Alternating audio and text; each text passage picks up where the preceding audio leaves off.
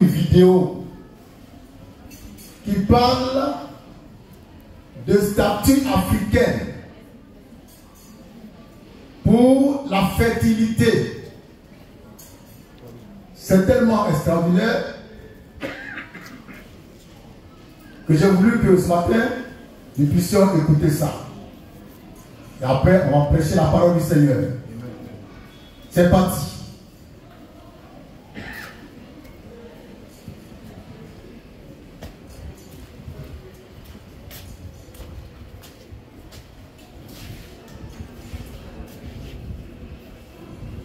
Pouvoir, elles assureraient la fertilité à toutes les femmes qui les toucheraient.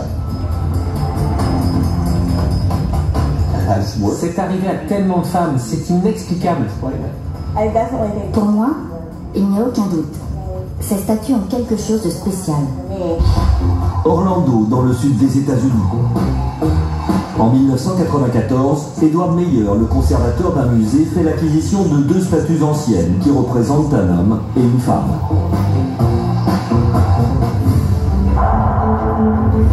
Ces sculptures en ébène proviennent d'une tribu africaine située en Côte d'Ivoire.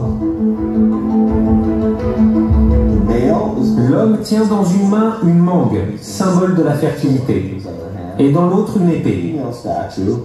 Quant à la femme, elle porte un bébé sur ses genoux. C'est un roi et une reine.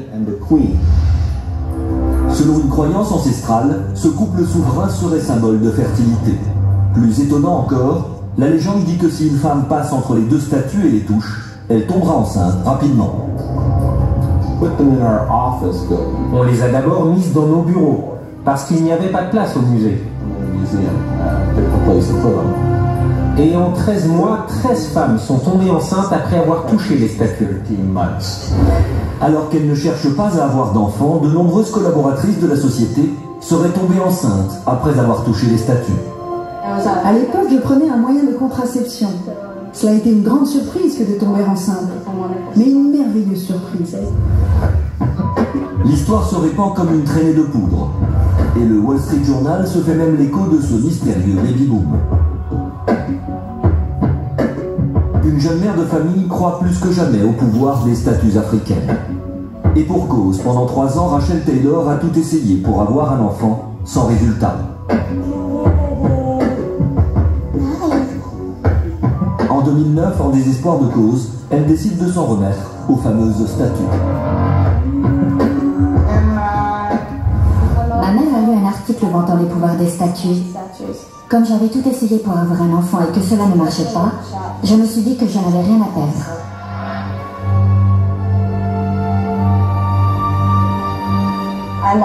J'ai dû toucher les statues pendant 20 minutes. Et peu de temps après, ce petit bout de chou est arrivé. Comme pour des milliers de femmes avant elle, le miracle des statues de la fertilité semblerait s'être produit. Je suis convaincue que ces statues m'ont aidée. Je ne vois pas d'autre explication.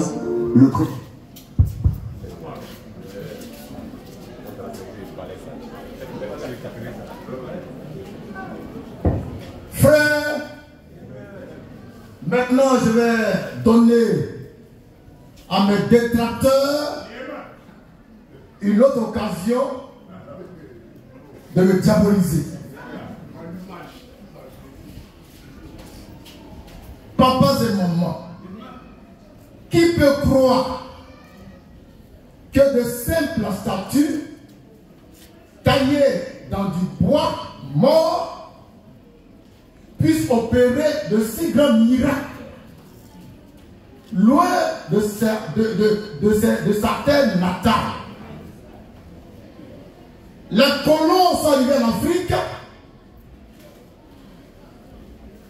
Ils ont dit à nos parents, vos types là, c'est du diable. Ils ont ouvert la Bible pour lire ça pour nos parents. Et ils prennent ce qui est du diable, au lieu de les brûler, ils emmènent ça chez eux. Pour les mettre dans des musées sécurisés. Et parmi ces objets qu'ils ont volés, qu'ils ont pris de force, il y avait 2 statues taillées dans du bois par un peuple bandit. Je vous ai déjà dit Les Bawil, ils ont leur placali. Sauce graine. Copain. Ils ont leur café Bawil. Ils ont leur Jésus. Baoulé. Ils ont Chien Baoulé. un chien Bawil. Donc, nous assistons à la bawulénisation de toute la Côte d'Ivoire. C'est un peuple conquérant. Donc, il y a un vieux Baoulé qui était dans une forêt quelque part, au temps colonial, qui a coupé des bois. Et quand il a coupé, la vie est sortie des bois. Il a laissé ça sécher et puis il a taillé. Il a fait de ces bois 2 statues. Un mâle, une femelle. Le mâle, il tient l'épée. La femelle, une main. Mais le mystère, c'est quoi? C'est que ces 2 statues, une fois en Europe, ont été placées dans un musée. Et les femmes blanches stériles ont fait une remarque extraordinaire. Chaque fois qu'elles passent devant la statue, ou bien à l'intérieur, quand elles vont à la maison, 2-3 mois après, elles tombent enceintes. Donc elles ont remarqué ça. Et puis elles en parlaient autour d'elles. Il y a une qui est partie là-bas, expressement pour faire l'expérience. Ils ont déclaré qu'elle ne veut pas faire enfant, elle a fait les échos et tout ça là. Elle est partie, elle est passée au milieu de ces 2 statues de Baouli. Quelques mois après, elle tombe enceinte. Et moi j'ai vu ce reportage dans les enquêtes impossibles. J'ai commencé à réfléchir. Quelle est cette force qu'avait ce vieux Baouli pour faire de 2 statuettes une source de fertilité?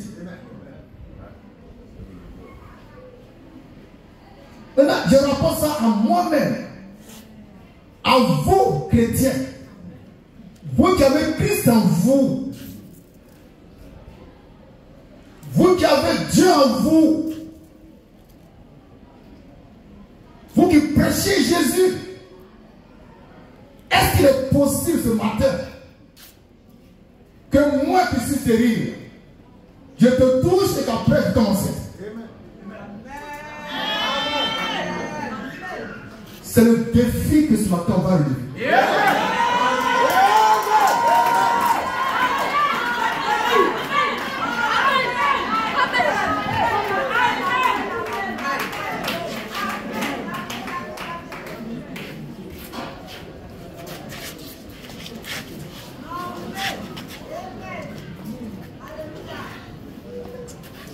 J'ai un défi à relever.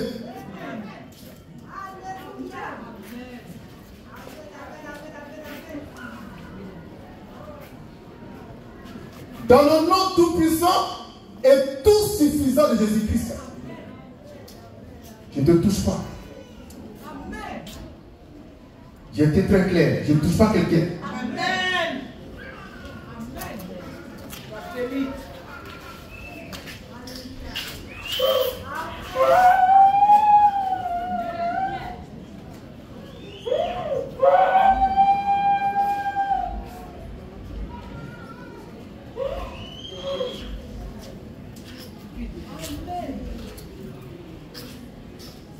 Qu'est-ce qu'ils font là?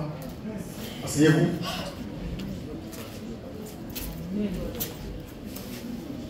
C'est vous qui devez me toucher et non moi. Alléluia.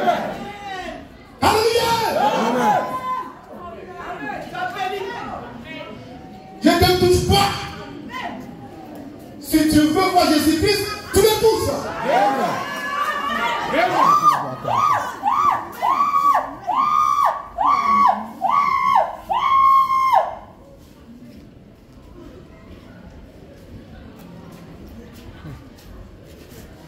Soyez attentifs quand je parle. Soyez attentifs quand je parle.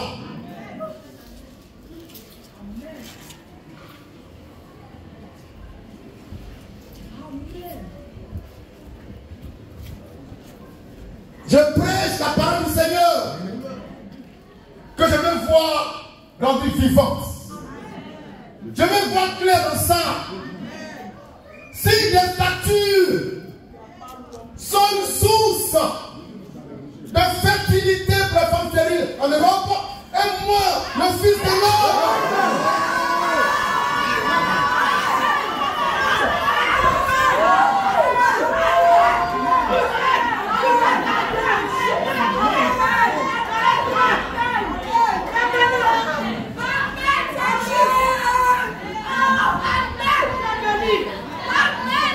est-ce que vous voyez ce que je vois?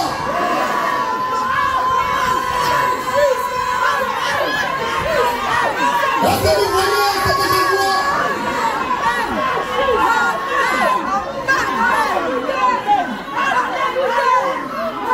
Est-ce que vous voyez ce que je vois?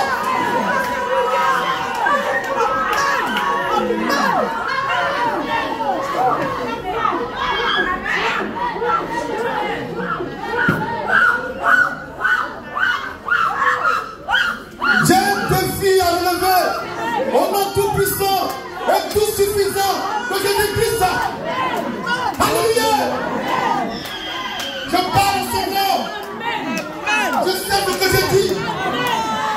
Si les statuettes, les morts, c'est des miracles,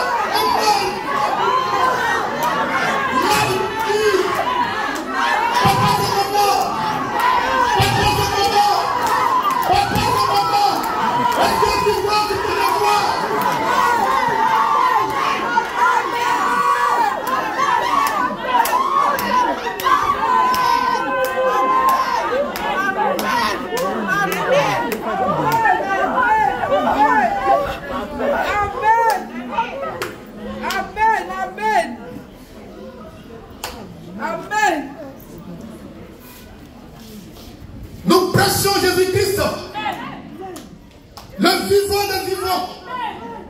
Il a dit à Jean, j'étais mort, mais voici je suis vivant au siècle des siècles.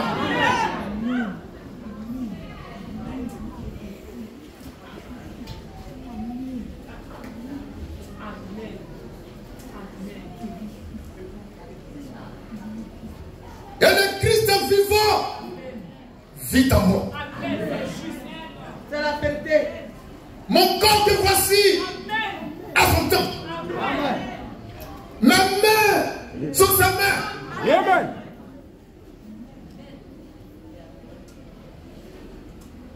Je prêche la parole de Dieu. Amen. En toute confiance. Vous savez, Jésus, c'est pas la Bible. C'est ce que j'ai dit là qui est Jésus-Christ. Amen. Voici des statues. Voici des statues taillées dans du bois mort qui sont en France dans un musée et qui font des miracles. Elle ne parle pas, mais elle fait des miracles. Elle ne prie pas, mais elle fait des miracles. Mais toi qui pries, qui parles, qui pêches, tu ne peux pas faire de miracles. Où est ton Jésus? Les femmes qui passaient au milieu des statues, des femmes stériles, tombaient enceintes.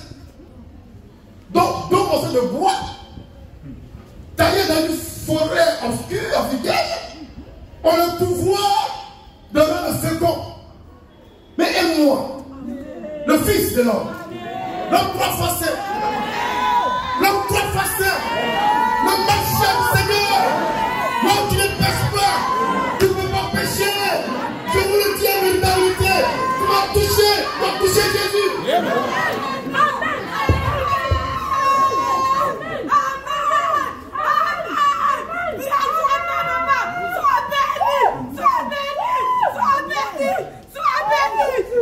La fécondité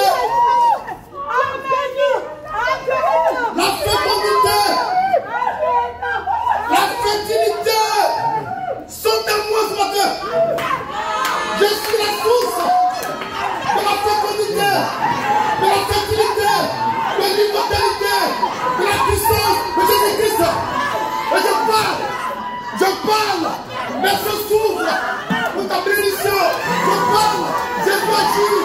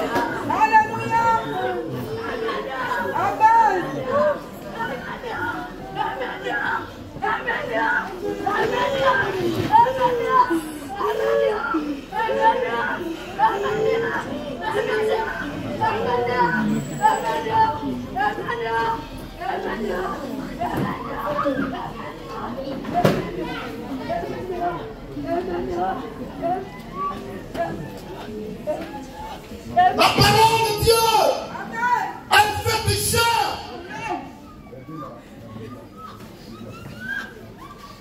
Prêchons la parole de Dieu. Nous ne récitons pas la Bible par cœur. Je rends 2 témoignages. Donc 3 témoignages. Et les témoins sont encore vivants.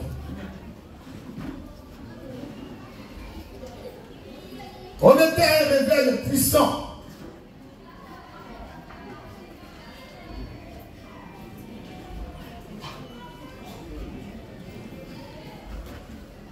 À Sainte-Mère.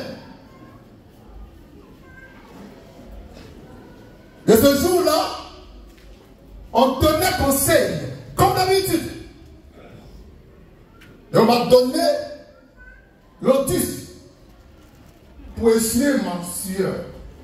Donc je prends lotus, je fais comme ça, je dépose. Je prends lotus parce que je transpire beaucoup. Comme ça, je dépose. Dans le conseil, il y avait un frère qui est là. Il est là. Je l'ai vu. Il souffrait de mal incurable. Il a tout essayé, zéro. Et pendant qu'il me voyait éponger mon visage avec lotus, il s'est dit, je prendrai ces lotus, je vais toucher ma partie malade avec ça, et je serai guéri. Il a dit ça dans son cœur, je n'étais même pas au courant de quelque chose. La parole. À la fin du conseil, il se lève précipitamment, il ramasse les lotus pour toucher mon corps, pour les appliquer sur sa partie malade. La maladie est sortie de lui. Qui est cet homme? Je ne suis pas une statuette. Je suis le fils de l'homme.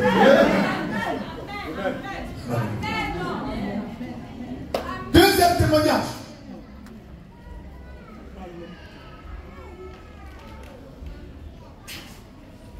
Deuxième témoignage. Pour la gloire de Jésus-Christ. On était dans un autre réveil à la Sorbonne. Il y avait une sœur, la femme de l'ancien du tabernacle. Je suis souffert de mal incurable pendant des années. Il a tout essayé, zéro. Et ce jour-là, on a mis un peigne ordinaire dans ma chaise. Et je me suis assis sur le peigne dans la chaise.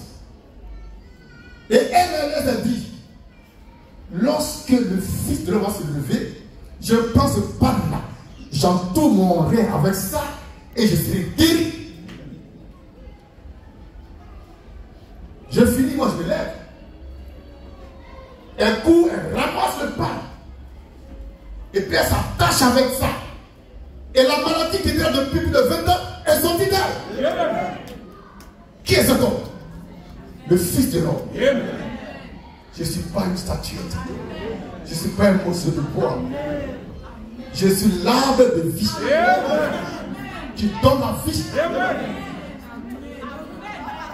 Papa et maman. Papa et maman. Si des statues africaines ont pu faire ça, et nous alors? Et nous?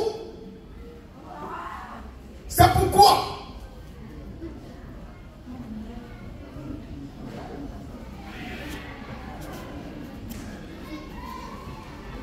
vous qui êtes mariés, les hommes d'élite de la main fraîche, que vos corps physiques soient des sources de vie, de puissance, d'onction, de guérison et de paix. Lorsque vos femmes touchent vos corps physiques, vous devez leur transmettre l'onction qui est en vous, la vie qui est en vous, la puissance qui est en vous, la guérison qui est en vous, afin qu'elles toutes puissent enfanter.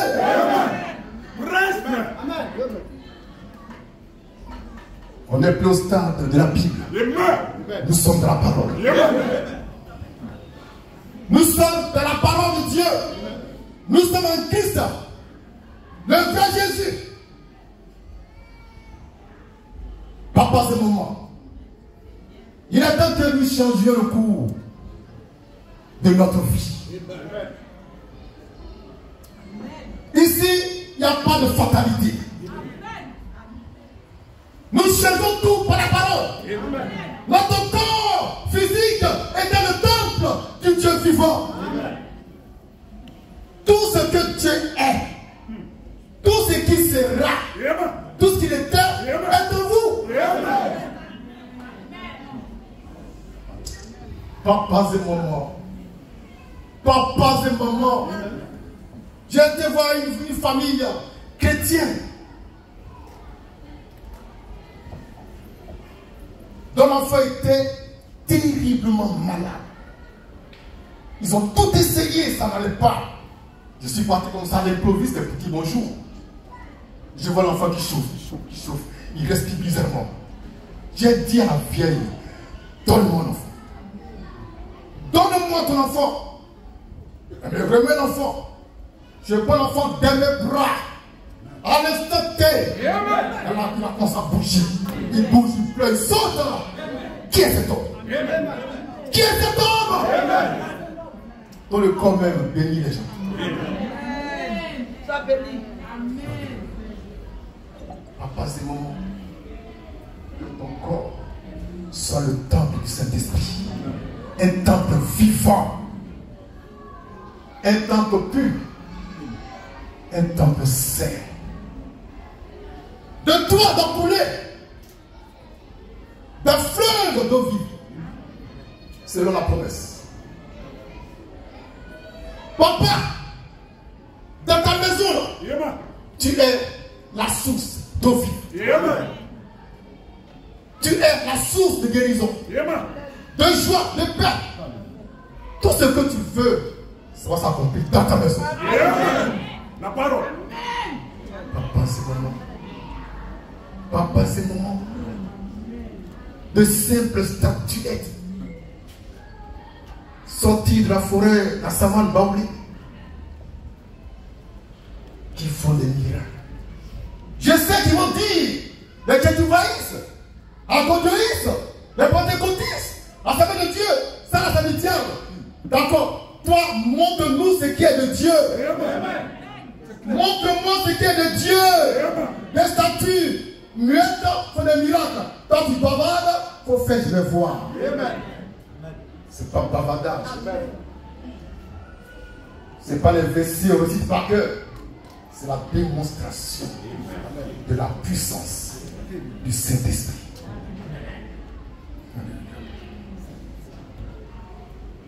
Que ton corps soit toujours saint. Toujours glorieux. Toujours pur. Parce que c'est le temple du Saint-Esprit.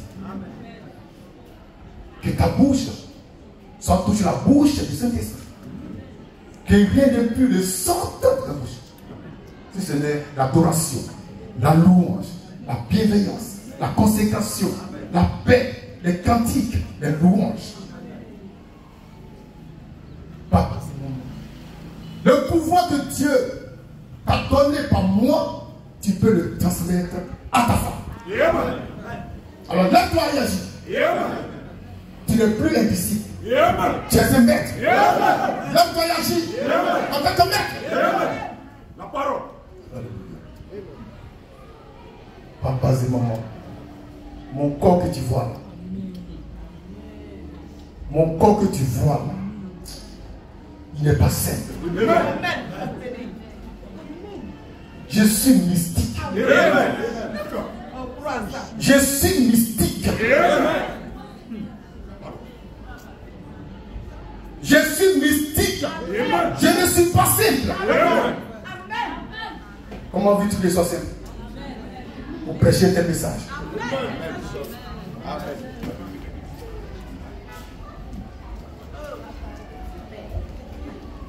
Ce matin du dimanche 6 juillet 2027, je suis ici au nom de Jésus pour lever un défi.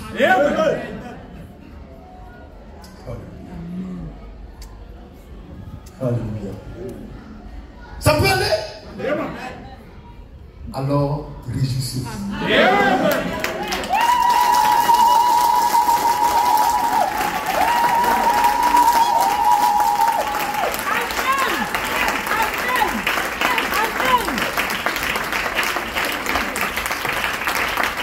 Dans la Bible, allons dans la Bible,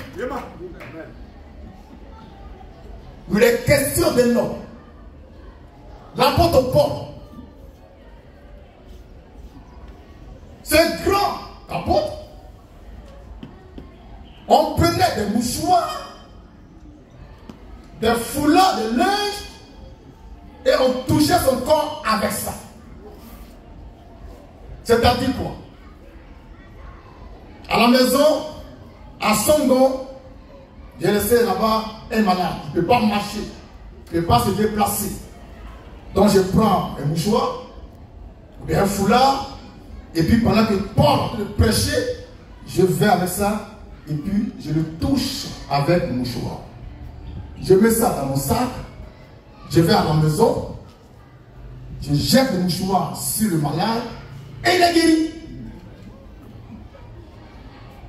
Alors si un mouchoir peut guérir les gens, peut chasser des démons, toi qui es un temple vivant, pourquoi tu tardes à te lever pour agir? Tu as peur de quoi? Tu hésites, tu tremblotes, tu es un aigle, lève-toi et prends ton envol. Il y a un autre homme, lui c'est le las, l'apôtre Pierre.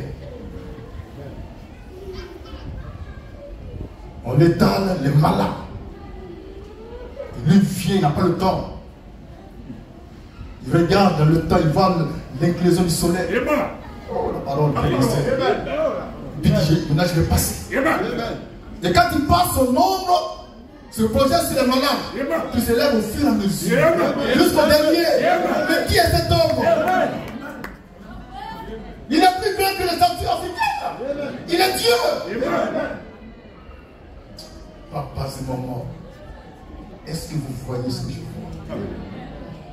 Le mystère de la divinité fait chair. En ce temps, pour le temps de l'aube du matin. Papa, ce moment, soyez fortifiés. Soyez régénérés. Soyez vivants. Soyez puissants. Ne craignez rien. Si à la maison il y a un souci, chef de famille, lève-toi. Ne m'appelle pas. Ne pas.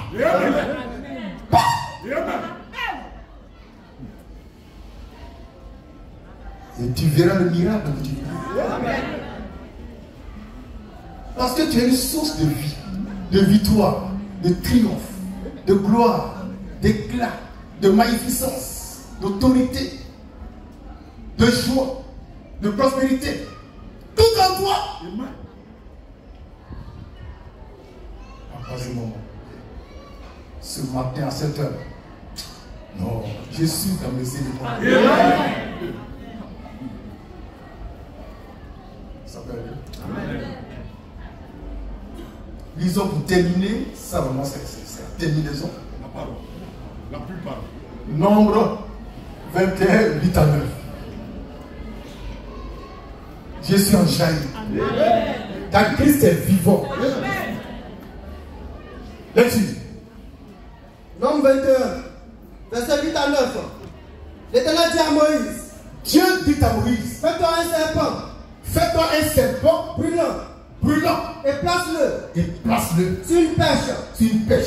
Quiconque aurait été mordu Quiconque aurait été mordu et le regardera conservera la vie. sera guéri. Moïse fit un serpent derrière Moïse fit un serpent derrière et le plaça sur une pêche. Et quiconque avait été mordu par un serpent et regardait le serpent derrière conservait la vie. était guéri. Frère, admirez la bonté du Seigneur. Le Dieu qui avait dit à Moïse, tu ne te feras point d'image taillée. Tu ne te feras point d'image taillée. Ainsi parle l'Éternel, ton Dieu. Moïse dit, j'ai pris acte. Et pendant la traversée du désert, les enfants d'Israël ont formé des petits clans pour se rebeller contre Moïse et contre Dieu. Et Dieu, dans sa colère, envoie contre eux des serpents brûlants pour les mordre. Et il voyait que les gens mouraient des morsures de serpents brûlants. Donc il fallait trouver un remède divin. Il dit à Moïse, viens ici, assieds-toi et écoute-moi. Tu vas te faire un serpent terrestre, une image taillée. Moïse n'a pas dit pourquoi.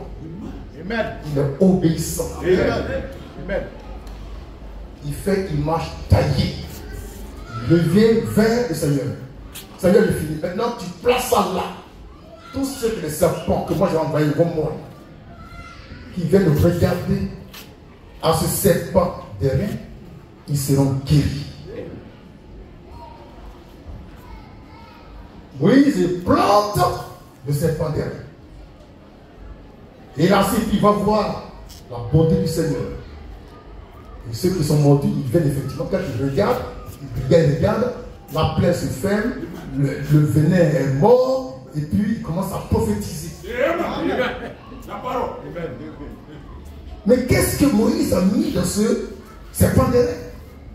Car celui qui a taillé ça, c'est pas Dieu. Amen. Il a vu pas dedans. Oh, il a vu pas dedans. Amen. Il a transmis au serpent derrière la puissance de guérison qui était en lui. Amen. C'est pourquoi je vous dis pour terminer, la gloire que le Père m'a donnée, je vous l'ai donnée. Merci.